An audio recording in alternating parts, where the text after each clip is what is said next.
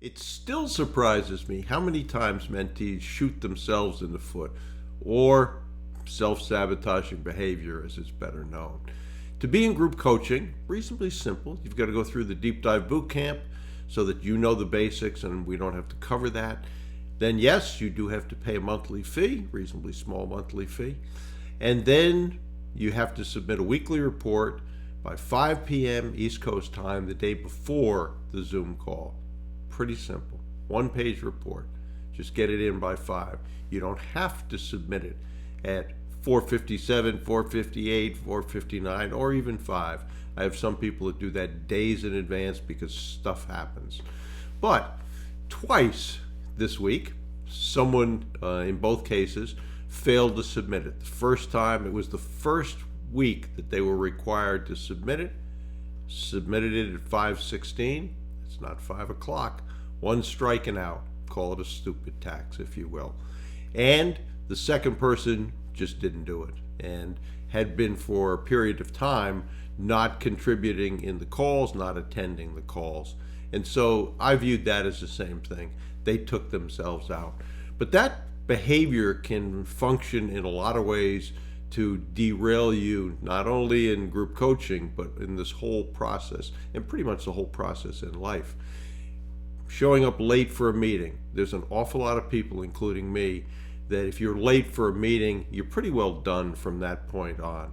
I just don't understand, if you have an important meeting and you know you're supposed to be there at a time, why you don't get there early. I remember when I was hiring a lot of people, I would have a rule that if the person didn't come in on time, that was it. There might be a rare occurrence if a flight got canceled or something like that. But more than once, somebody arrived late. The HR department said, yes, well, now he's in the lobby. Well, it's 20 minutes late, so I don't need to see him.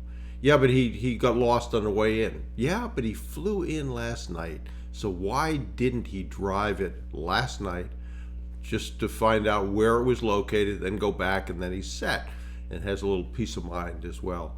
But people do that, being late for meetings, not dressing for meetings, not preparing for meetings. They may set out, we've talked about the Ivy Lee method, they may set out what they want to do the next day and then just decide, okay, that was important when I wrote it, but I don't feel like doing it today. Again, self-sabotaging behavior. So be aware of that. Sometimes you'll be afraid to do things, but pushing through will oftentimes cure that, and at the other end, you'll feel better about it.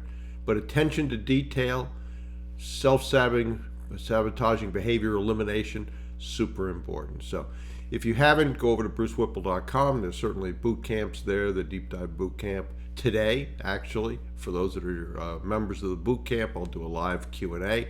You will have gotten an email if you're a boot camp member. But think about self-sabotaging behavior and those instances where maybe it's crept into your life. But important to eliminate, important to do what you say you're going to do, and it's important to follow instructions and be prepared.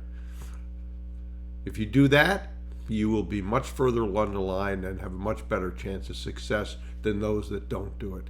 So I wish you luck. The process is simple, but simple's not the same as easy, as I've said many times. So understand the process, follow the steps, and be consistent in your work habits. That's super important.